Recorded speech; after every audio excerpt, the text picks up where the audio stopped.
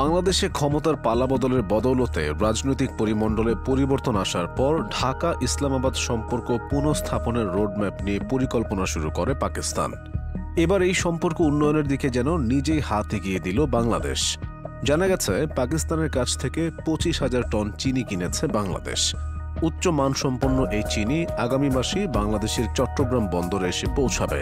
৩রা December মঙ্গলবার পাকিস্তানি সংবাদ মাধ্যম দ্য নিউজ ইন্টারন্যাশনাল এক প্রতিবেদনে এই তথ্য জানিয়েছে। কয়েক দশক পর দক্ষিণ এশিয়ার পরমাণু শক্তিধর এই দেশটির কাছ থেকে এত বিপুল পরিমাণে চিনি কিনল ঢাকা। এর আগে ভারতের কাছ থেকে চিনি কিনত বাংলাদেশ।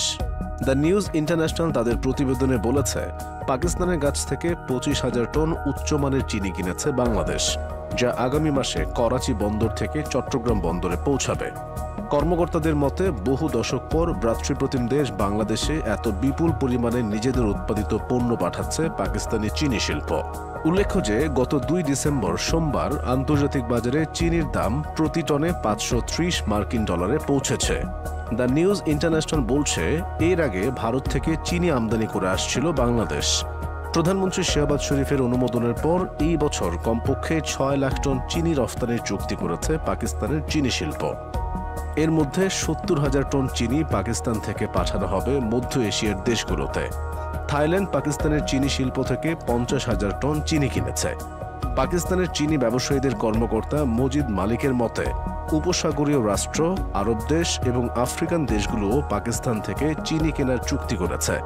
এই চিনি রফতানি থেকে পাকিস্তান 400 থেকে 500 মিলিয়ন মার্কিন ডলার আয় করবে।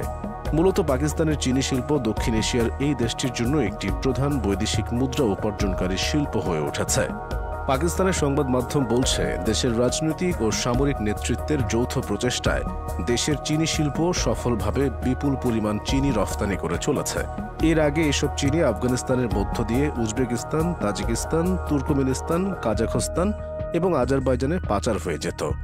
চলতি বছর পাকিস্তানের 80টিরও বেশি চিনিকল গত সোমবার থেকে চিনি উৎপাদন শুরু করেছে।